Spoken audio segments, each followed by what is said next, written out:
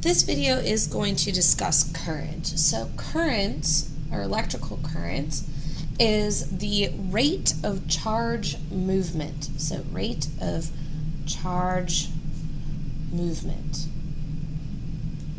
Okay, so if I were to have a wire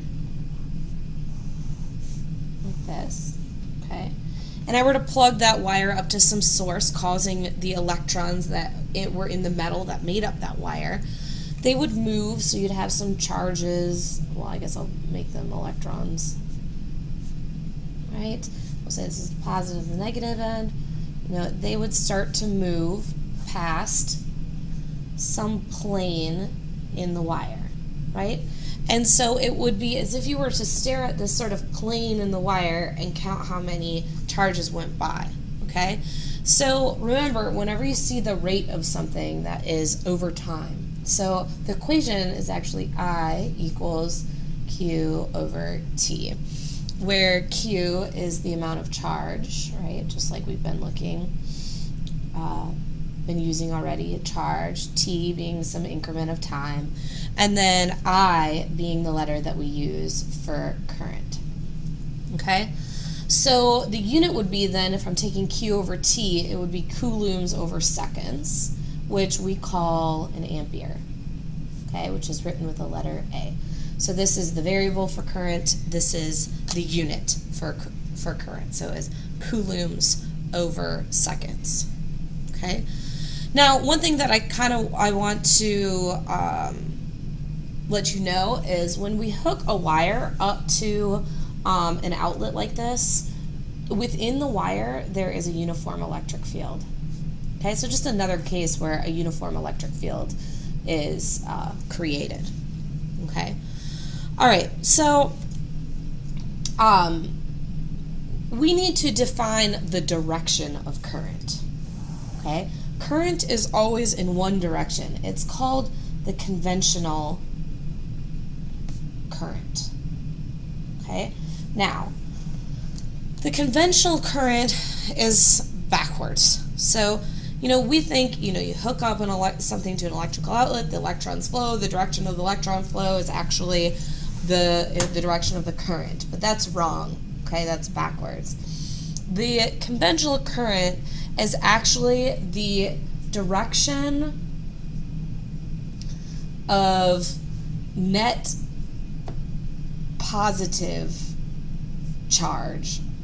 So it's the direction that if a positive charge were flowing, it would be going, okay?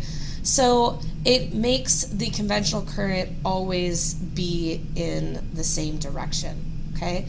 So really, I know that's confusing, especially since when we talk about electrical current or about electrons moving, or we're always talking about electrons moving because of you know, we deal with metals, and that's the most common example.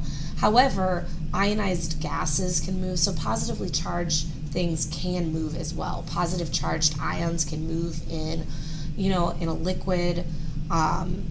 So even though like metals are the most common example and it's electron movement, you can always have positive movement too. So really the direction, so if we were to look at the current up here, right, so the charge is moving that direction, the direction of the current is actually this way. Okay, and I don't know why they did that, but that's just what they did, and so we've got to learn it and know it, all right?